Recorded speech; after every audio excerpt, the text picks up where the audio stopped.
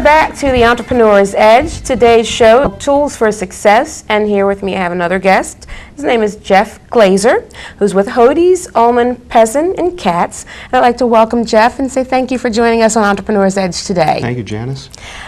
Jeff is an attorney, and we're going to talk a little bit about your specialty in law. My practice focuses on estate planning, probate, tax, and business law. In particular, with business, I find mostly what I'm dealing with is succession planning, as well as startup planning, companies dealing with growth problems as they go from a sole proprietor to perhaps a partnership to perhaps growing to a larger company with more and more employees. There are plenty of issues that have to be dealt with along the way. And so those are the general areas that I deal with.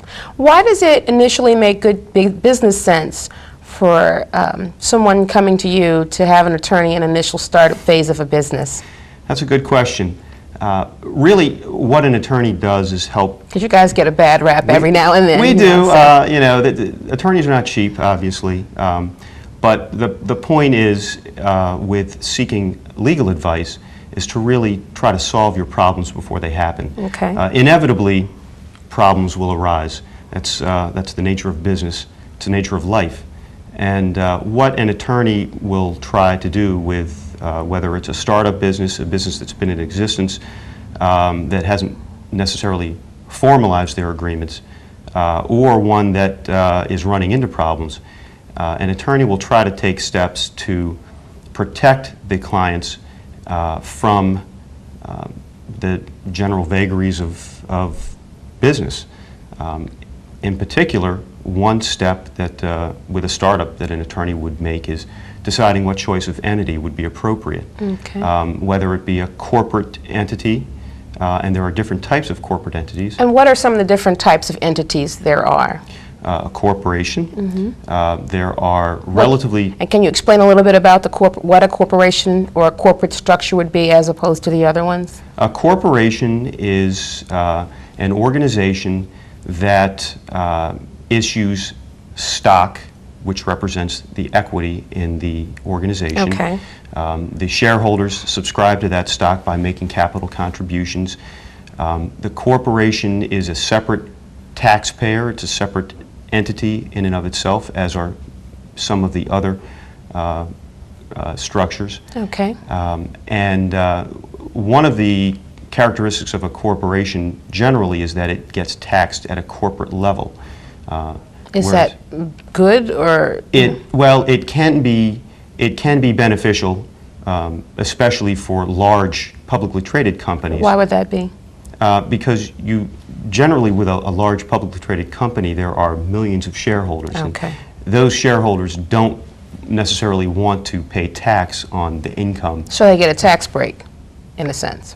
Well, the way that corporations work from a tax perspective, a general C corporation is what it's known as, would get taxed at a corporate level, and then the shareholders would get taxed on the residual profits that get distributed to them through dividends. Okay. S corporations are more common for small businesses.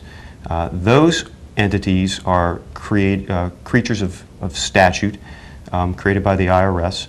The corporations don't get taxed at their level, but all of the income and deductions ultimately flow through to the shareholders. So there's only one level. And that's called an S corporation, right? That's an S corporation. Okay. There's only one level of taxation.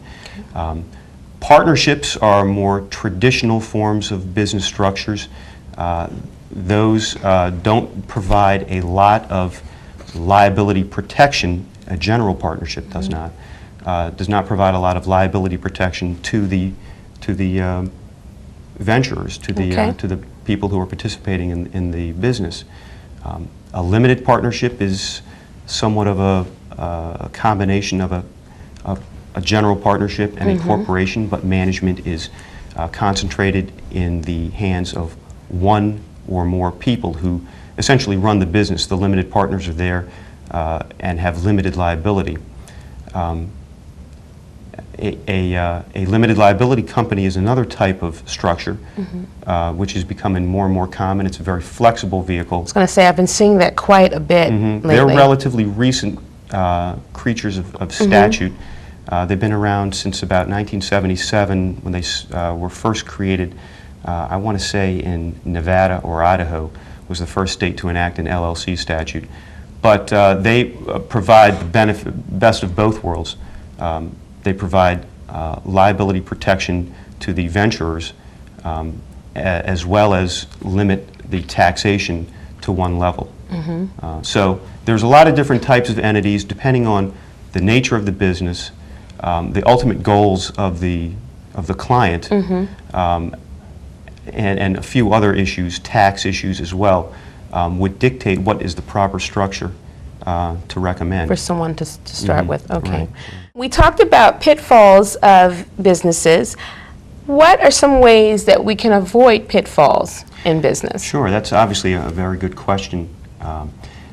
One of the most important components of a startup or a small business in general is establishing the rules and the parameters that the business owners are going to follow down the road. Nobody likes to think about what happens if somebody becomes disabled or if somebody dies or if somebody wants to retire. Oftentimes the focus is, like I said earlier, on growth and marketing and getting the product or the service out there.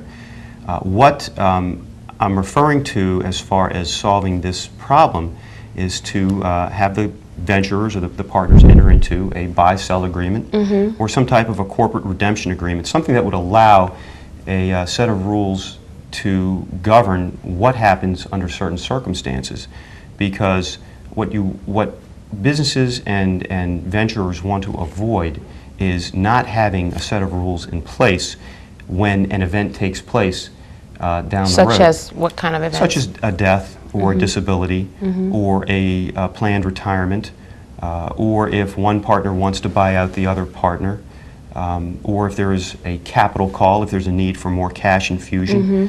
How is that going to be handled? Or if perhaps one of the employees wants to take an equity stake in the company.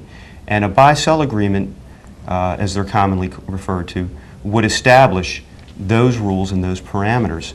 Extremely important to have, because that essentially sets the rules for what governs when certain events take place. For people who'd like to get in contact with you, is there an email or a phone that they can reach you on? My phone number, well, the name of the law firm is Hodes, Ullman, Pessin and Katz. Hodes, Ullman, Pessin and Katz. Right, it's at www.hupk.com. Okay. The phone number is 410-938-8800. 410 938 938. 8800. There you go. There are 8800. offices in Columbia, Bel Air, Towson, Cambridge, and Bethesda in Maryland. They also have a women's group that they started, I think, with Lisa Settles, is it? I think you may be correct. Yes, I know that the firm was voted as one of the top 25 best places for a woman to work. For women to work, yeah. Right. So I wanted to say, hey, good job, guys. So I'd like to thank you, Jeff Glazer, for stopping by Entrepreneur's Edge TV.